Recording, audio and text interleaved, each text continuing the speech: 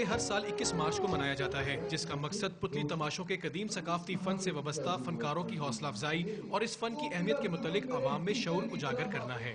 میں پڑھائی سے ڈرتا تو نہیں، بس ABC ہی یاد نہیں ہوتی، ورنہ تو میں کچھ بھی پڑھ لوں۔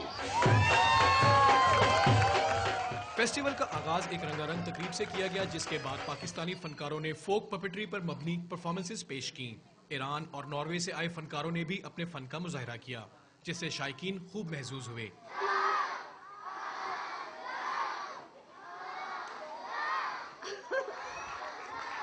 مجھے شو بہت اچھا لگا، مجھے بہت ایکسائٹنگ میجک شو جگلنگ والا اچھا لگا۔ مجھے سب سے زیادہ چیز جگلنگ اور پپٹ شو لگا۔